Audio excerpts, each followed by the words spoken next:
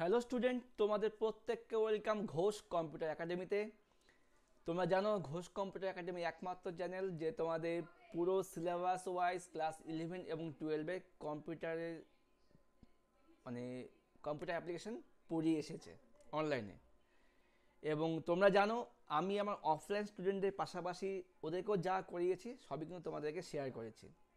তো আজকে আমি খুব খুশি যে তোমাদের 2024 সালের অ্যাপ্লিকেশন পরীক্ষা খুব ভালো হয়েছে।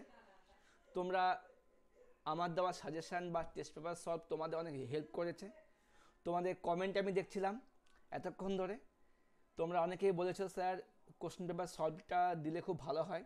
আমি দেওয়ার চেষ্টা করছি নিজের মতো করে। আর তোমাদের দেখাচ্ছি, আমি তোমাদের কমেন্টগুলো স্ক্রিনশট নিয়ে আমি আমার হোয়াটসঅ্যাপে শেয়ার করেছি। তোমরা লিখেছি আজকে পরীক্ষা ছিল, সবারই পরীক্ষা খুব ভালো হয়েছে, সবাই কমন পেয়েছে, সবার পরীক্ষা মোটামুটি ভালোই হয়েছে। এই হলো তোমাদের কমেন্টগুলো আমি শেয়ার করেছি। তো যাই হোক, এখন আমি তোমাদেরকে অ্যান্সারগুলো দেওয়ার চেষ্টা করছি, তোমরা মিলিয়ে নিও। এবং তোমরা অবশ্যই চ্যানেলের সঙ্গে থাকবে। অনেকেই দেখা যায় যে পরীক্ষা হয়ে যাওয়ার পর আনসাবস্ক্রাইব করে দাও, সেটা করতেই পারো। আমি তো আমাদেরকে বলতে বাধ্য নই যে তোমরা থাকো সবাই চ্যানেলের পাশে, কিন্তু থাকলে অবশ্যই ভালো লাগবে। কারণ সবসময় তো সব ভিডিও তোমরা দেখবে না, সাবস্ক্রাইবটা থাকলে পরে আমার নিজেকেও ভালো লাগবে। যাই হোক, ভবিষ্যতেও তোমরা এখন ভিডিওগুলো পাবে তোমাদের ভাই বোনদের জন্য। তো এখন আমি তোমাদের প্রশ্নগুলো সলভ দিচ্ছি, তোমরা ফলো করো আর চ্যানেলের সঙ্গে থেকো, নতুন নতুন ভাই বোনদেরকে শেয়ার করে দিও। এরকম কি চ্যানেল আছে তোমাদের কাছে? তো যা দেখলাম তোমাদের পুরো কোশ্চেন পেপার খুব ভালো প্রশ্ন এসছে। তো এখান থেকে প্রথমে আমি এমসিকিউগুলো সলভ করছি। যেমন দেখো এখানে কী দেওয়া ছিল, বিকল্প উত্তরটির মধ্যে সঠিক উত্তর দেখাও। এখানে দুটো ইনপুট দেওয়া ছিল এ এবং দেওয়া ছিল বি, ঠিক আছে। এখানে এ নট দিয়ে গেলে এ বার হতো, আর বি নর্মালি আছে বি, তাহলে আউটপুট কী হতো, এ বার ইন্টু বি, তার মাথায় বার। এটাকে সলভ করলে কিন্তু আমাদের এটাই হবে এ প্লাস বি বার, তার মানে এ বার হতো, কেটে যেত, প্লাস গুণটা যোগ হয়ে যেত, প্লাস বি বার হতো, তাহলে এ প্লাস বি বার হতো, ঠিক আছে। এটা অ্যান্সার হবে। অর গেটের কমপ্লিমেন্ট গেট কোনটা? অরের কমপ্লিমেন্ট কিন্তু নর, অরের উল্টো হচ্ছে নর, ঠিক আছে।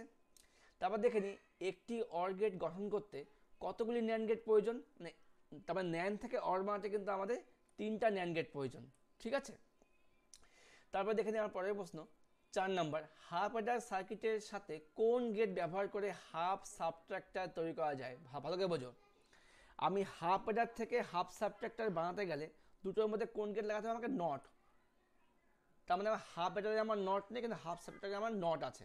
ওকে, আচ্ছা এবার দেখি পরেরটা, একটি ফুল অ্যাডার সার্কিটে ড্যাশ বিট যোগ করে 3টা বিট কিন্তু আমাদের ফুল অ্যাডার সার্কিটে থাকে।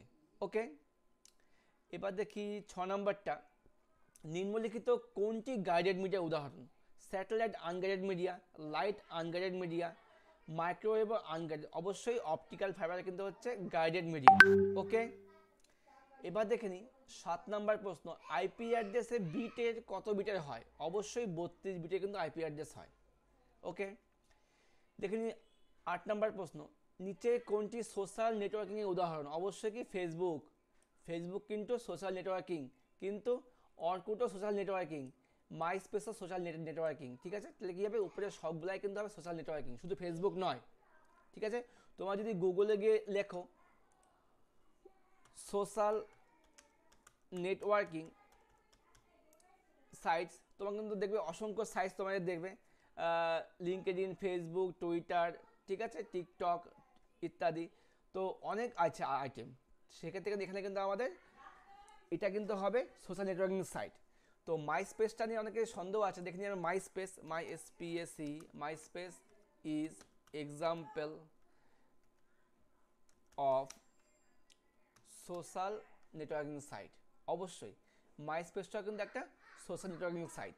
তাহলে কিন্তু এই অ্যান্সারটা অনেকে হয়তো ভুল করেছো, আমার মনে হচ্ছে এখানে কিন্তু সবগুলিই হবে, ঠিক আছে। অর্কুট, ফেসবুক, মাইস্পেস এবং সবগুলি। তো যখন আমি তোমাদের পড়িয়েছিলাম আমি বলছিলাম তোমাকে সবগুলো উদাহরণ মনে রাখবে। যদি সবগুলো উদাহরণ মনে না রাখো তাহলে কিন্তু তোমরা কিন্তু অ্যান্সার করতে পারবে না। তো এখানে কিন্তু সবগুলিই হবে। ওকে, 9 নম্বর প্রশ্নের উত্তর, নিচে কোন ট্যাগের ক্ষেত্রে ক্লোজিং ট্যাগ প্রয়োজন হয় না? অবশ্যই বিআর এর প্রয়োজন হয় না এবং এইচআর কিন্তু প্রয়োজন হয় না। তাহলে বিআর এইচআর কি হচ্ছে, এমটি ট্যাগ। 10 নম্বর প্রশ্ন, HTML এ কোনো ডকুমেন্টে টেক্সটের রং সেট করার জন্য ফন্ট ট্যাগের সঙ্গে কোন অ্যাট্রিবিউট যোগ করতে হয়? আমি টেক্সটের রং দেবো, তাহলে কি যোগ করতে হবে আমাকে? কলর। তার মানে ফন্ট স্পেস কলর, কলর দিয়ে কিন্তু আমরা টেক্সটের রং যোগ করতে পারি। 11 নম্বর প্রশ্ন, HTML এ কোনো টেবিলের মধ্যে রো অ্যাড করতে কোন ট্যাগ ইউজ করতে হবে? আমি টেবিলের রো বানাবো, তার মানে অবশ্যই আমাকে টিআর ট্যাগ লাগবে। টিআর ছাড়া কিন্তু রো তৈরি হবে না, ভালো করে বোঝো। স্টুডেন্টটি ভুল করেছে, টিআর দিয়ে রো বানানো হয়, ঠিক আছে? আচ্ছা আচ্ছা, রো বানাতে গেলে হ্যাঁ ঠিক আছে। এবার দেখে নিই পরের প্রশ্ন আমরা, ডেটাবেসের সামগ্রিক চিত্রকে কি বলা হয়? আমি একটা ডেটাবেস থেকে সামগ্রিক ছবি দেখব, ঠিক আছে? ডেটা ইন্টিগ্রিটি হবে না, ম্যানিপুলেশনও হবে না, ডেটাবেস স্কিমাটা হবে। স্কিমা হচ্ছে একটা খসড়া বা ডেটাবেস একটা ম্যাপ, ঠিক আছে?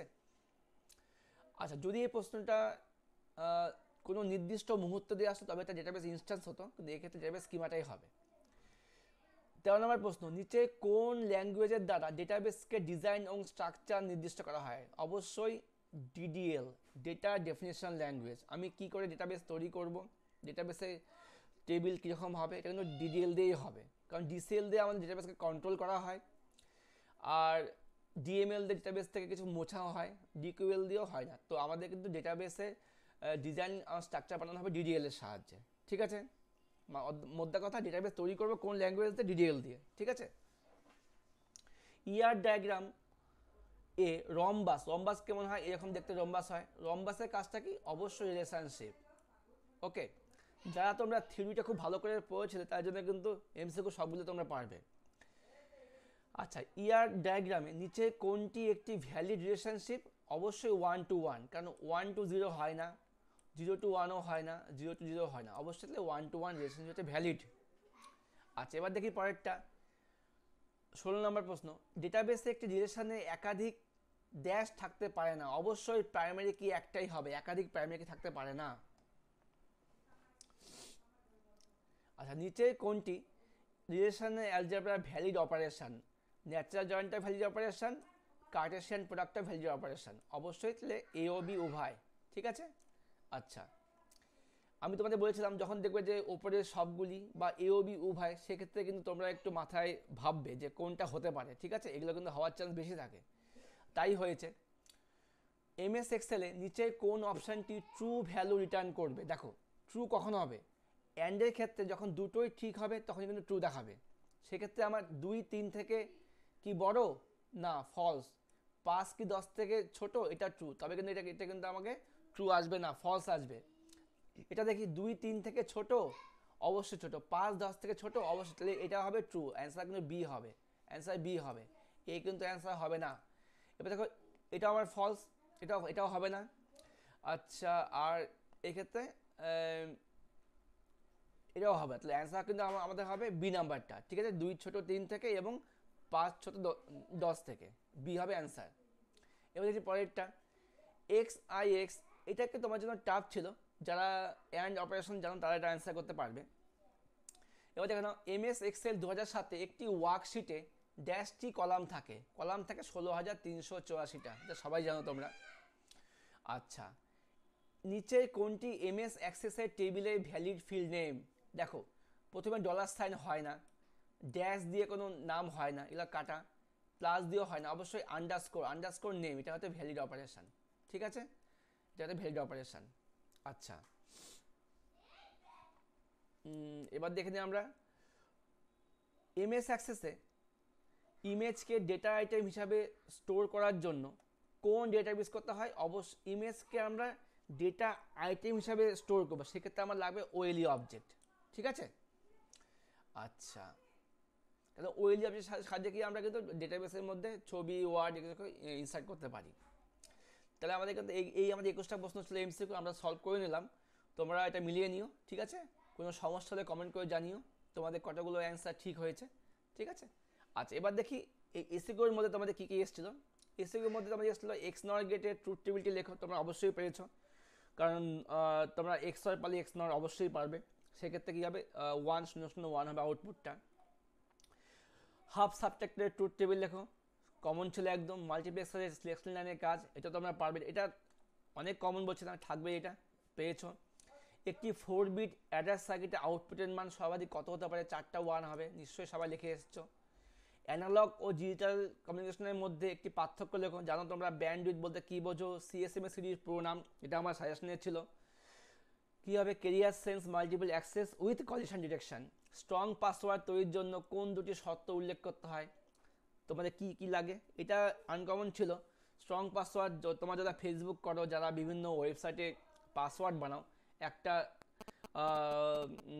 পাংচুয়েশন ইউজ করতে হয়, ক্যাপিটাল স্মল ইউজ করতে হয়, বিভিন্ন @ স্টার এগুলো ইউজ করতে হয়। আইএসপি ফুল ফর্ম তোমরা জানো, এটা ওয়েব ব্রাউজারের নাম, তোমরা এটা জানো। HTML এ VLN এর কাজ, ইমেজের দুটি অ্যাট্রিবিউট, খুবই কমন কোশ্চেন এগুলো। ফন্ট ট্যাগের HTML এ font style Times New Roman করা সিনট্যাক্স লেখো, তাহলে ফন্ট ফেস ইকুয়াল টু হবে টাইমস নিউ রোমান। ফন্ট ট্যাগের মধ্যে face equal to Times New Roman. B ট্যাগের কাজ, HTML ডকুমেন্টের দুটি প্রধান সেকশন কি? হেড এবং বডি। ডেটাবেস ল্যাঙ্গুয়েজ দুটি DCL কমান্ডের নাম লেখো, গ্র্যান্ট এবং রিভক। ট্র্যাডিশনাল ফাইল সিস্টেম অপেক্ষা ডিভিএসের সুবিধা, এটা করার দরকার নেই, তোমরা হয়তো বেশিরভাগই এটা করেছো, জানি আমি। উইক এন্টিটি বলতে কী বোঝো? আমি লিখেছিলাম স্ট্রং এন্টিটি কি, উইক এন্টিটি কি। এক্সেলের সেলের সংজ্ঞা দাও। সেল বলতে কী বোঝো? যেখানে রো আর কলাম সংযোগ করছে ওকে সেল বলে। MS অ্যাক্সেসে আলফা নিউমেরিক ক্যারেক্টারের সংরক্ষণের জন্য কোন ডেটা টাইপ ইউজ করা হয়? আলফাও থাকবে, নাম্বারও থাকবে। তার জন্য কোন ডেটা ইউজ করবে? তোমার টেক্সট নিলে তোমার কিন্তু আলফা নাম্বার দুটোই স্টোর করতে পারবে, ঠিক আছে? আচ্ছা, আর নাম্বার শুধু নাম্বার স্টোর করা যায়। আচ্ছা, MS অ্যাক্সেসের টেবিলের মধ্যে কত ধরনের রিলেশনশিপ তৈরি করা যায়?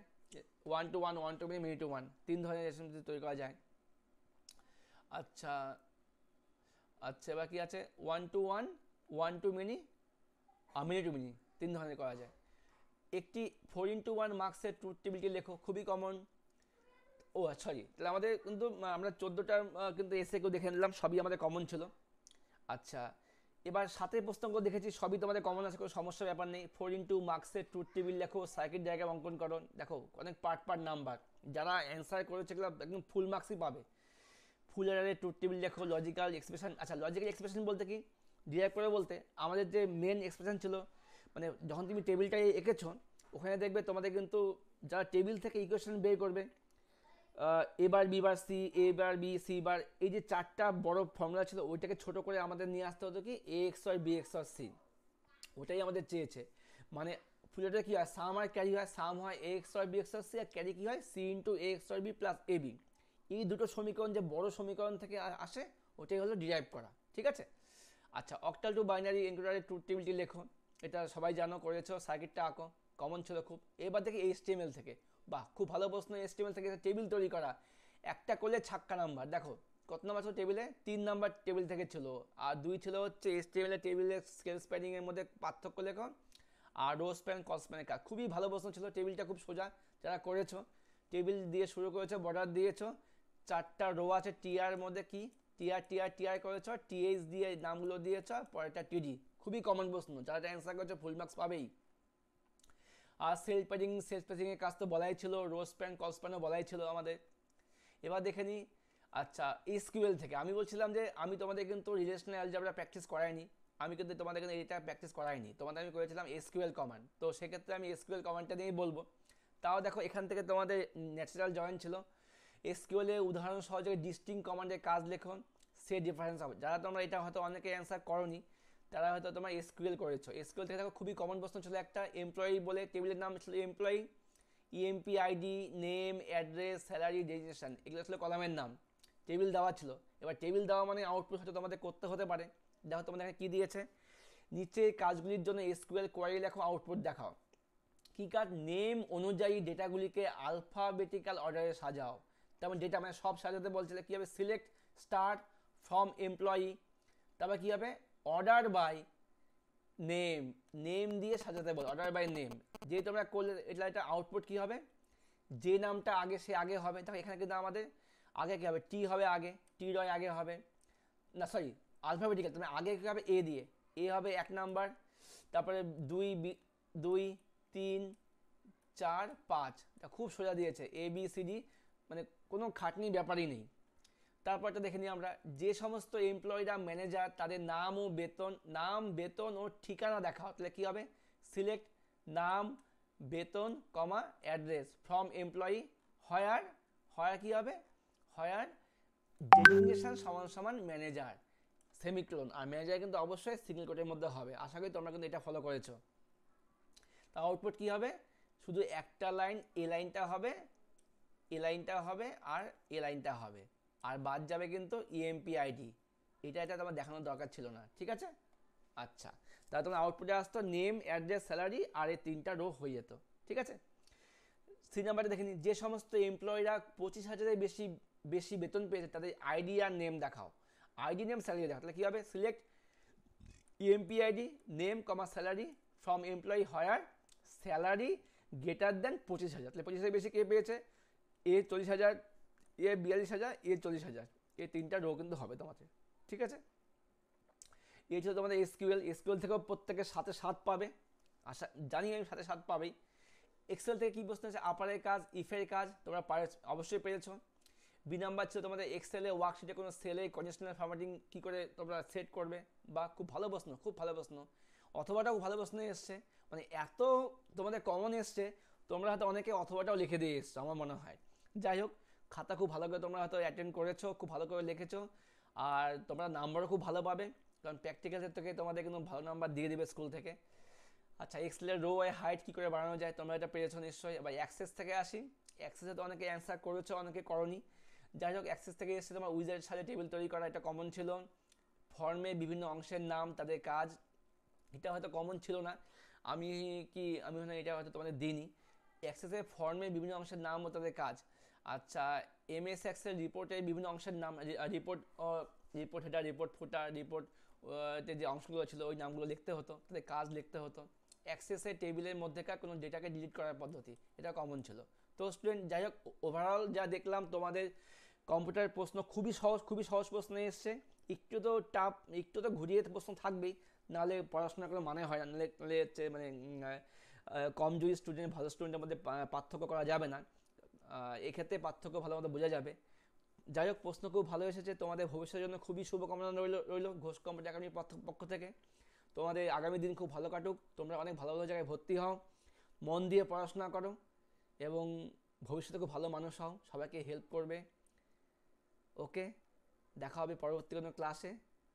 তোমরা প্রত্যেকে ভালো থেকো, আমার আশীর্বাদ তোমাদের কাছে সবসময়।